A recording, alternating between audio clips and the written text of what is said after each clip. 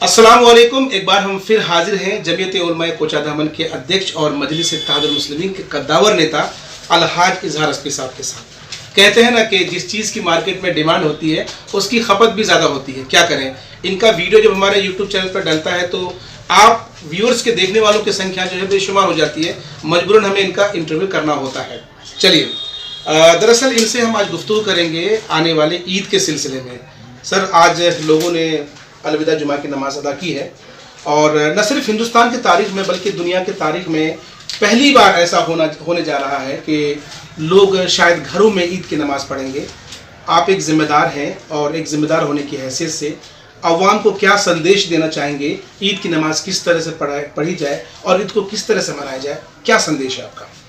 सबसे पहले तो ये ईद के बारे में जो बोलते हैं जी, हम लोगों तक ये संदेश पहुंचाते हैं कि इस मर्तबा हम लोग ईद न मनाएं, सिर्फ ईद की नमाज अदा करें। जी, कहाँ नमाज जहाँ करा अदा करें। अच्छा, अपने सहूलियत के हिसाब से सिर्फ ईद की नमाज अदा करें, ना कि वो ईद मनाए। जी।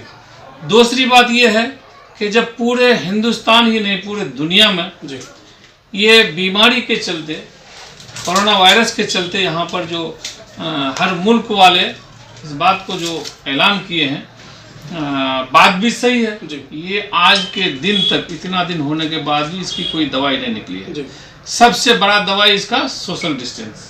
जी, आप हमसे, हम आपसे अलग रहें, थोड़ा सा दूरी बना के रहें, यही एक दवाई निकली है। जी। इसलिए हम लोग इसका पालन करते हैं। तो कहीं ना कहीं आप ये कहना चाह रहे हैं कि भाई ईद की नमाज हमें पढ़नी है तो नमाज पढ़ें, लेकिन ईद का जश्न नहीं मनाएं, हाँ, खुशी भीड़ इकट्ठी ना करें। भीड़ इकट्ठी ये संदेश है आपका। खुशी नहीं मनाएं। चलिए सर, ये तो नया हमने भी फैसला लिया कि हम भी नया कपड़ा हम नहीं सिलाएंगे इस बार। हम किसी परिवार के लिए भी नया कपड़ा नहीं लेंगे। चलिए, माशाल्लाह। और हम आप तमाम भाइयों से भी गुजारिश करते हैं कि ईद का कपड़ा तक हम लोग नया नहीं सिला, ईद मना ही नहीं, सिर्फ ईद की नमाज पढ़े। बहुत अच्छा संदेश हमारे हाजी साहब ने दिया है कि यकीनन इस ईद में हम सबको नए कपड़ों का बायकाट करने की ज़रूरत है। सर, ये तो रही ईद की बात। एक सवाल है, चुभता हुआ सवाल है, लेकिन जब तक मैं पूछूं नहीं आपसे तो शायद मुझे तसल्ली नहीं होगी। दरअसल पिछले दिनों जब आप क्वारंटाइन सेंटर्स में जा करके जो आपने राहत सामग्री तकसीम की है, तो आपके राहत सामग्री तकसीम करने के बाद जो दूसरे लोग हैं, आप उन्हें अपना विरोधी समझ सकते हैं या आप उन्हें कुछ भी समझ सकते हैं, खैर, उनके तरफ से आप पर कई तरह के इल्ज़ामात आयद हुए हैं, कई तरह के इल्ज़ामात लगे हैं। आप पर ये इल्ज़ाम लगा है कि जाहिर है आपके बेटे जो है वो दुबई में है और एक बड़ी कंपनी में है, डॉक्टर मेडिकल लाइन में। तो कहीं ना कहीं उनका ये कहना है कि साहब क्योंकि वो एक बड़े ओहदे पर हैं तो उनको जो है साहब वहाँ से फंड आता है और उन्हीं फंड को जो है अवाम के बीच में आप तकसीम करते हैं। ये बहुत बड़ा आरोप है। इसको किस तरह से देखा जाए? क्या ये सियासी लफाजी है या फिर वाकई में इस तरह की चीज़ें कुछ है? देखिए, उन अजीज़ों को तो मैं ये नहीं कह सकता हूँ कि सियासी लफाजी है या लफंगागिरी करता है। बहरहाल जो भी करता हो लोग, वो किसी के इशारे पर बहक गया होगा, बहक करके बहकी बातों करके किसी के तबलीग पर वो अपना वो चला दिया होगा। ऐसी कोई बात नहीं है। एक बात मैं आपको स्पष्ट बता दूं जी कि मेरे यहाँ का पैसा इतना वाइट है, इतना हलाल है कि कोई अच्छे आदमी भी मेरे यहाँ का, मेरे घर का पैसा से किसी चीज को खरीद कर अपने हलक के अंदर डाल सकता है। इतना वाइट मनी है इजहार अस्फी के यहाँ।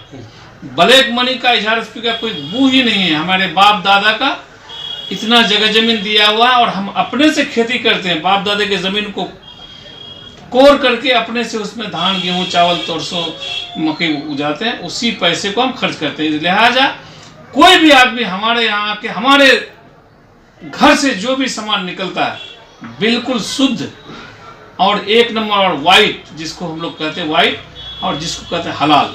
हलाल की कमाई, पसीने की कमाई हम किसी को देते हैं। और हम देने वाला क्या है भाई? अल्लाह का दिया हुआ है, लोगों को देते हैं। उलमा फरमाते हैं कि अपने पड़ोस का ख्याल रखो।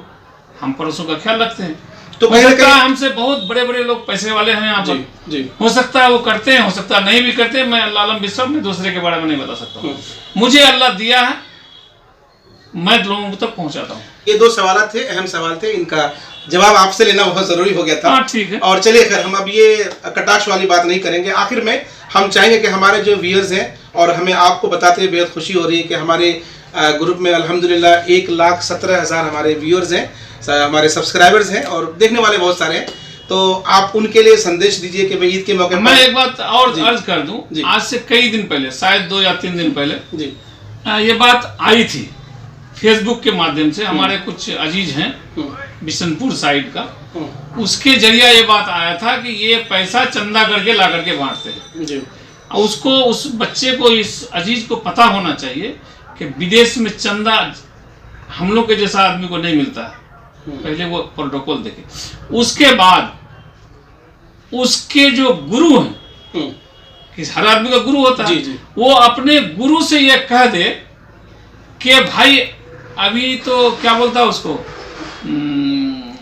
हमारा जांच करवा देना भाई, वो तो हुकूमत में है हम लोग। जी जी हाँ, जाहिर है अगर अकाउंट से पैसा ट्रांसफर हुआ तो गवर्नमेंट, वो हुकूमत में है, वो तो कुछ भी कर देता है। चलिए, तो कुल मिलाकर इजहार हस्बी साहब का ये कहना है कि इन पर जो इल्जामात लग रहे हैं ये बेबुनियाद इल्ज़ाम है। लेकिन मैं यहाँ पर एक चीज़ और कहना चाहूँगा, देखिए हम मुसलमान हैं और मुसलमान की ये बहुत बड़ी खासियत है कि आप बगैर तहकीक के किसी पर इल्ज़ाम आयद नहीं कर सकते।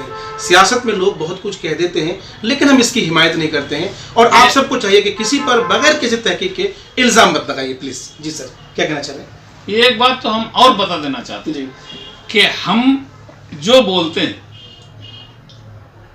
उन लोगों को खास तौर पर कहते हैं कि अगर हम पर, हमारे पैसों पर यकीन अगर हो तो अपने घर के मरहुमीन का कफन तक खरीद ले, 1 नंबर पैसा समझ गए, हमारा इतना व्हाइट मनी है। क्या बात है। अब मेरे पास बोलने के लिए कुछ नहीं रहा है। आप सबका बहुत बहुत शुक्रिया वीडियो देखने के लिए। अल्लाह हाफिज।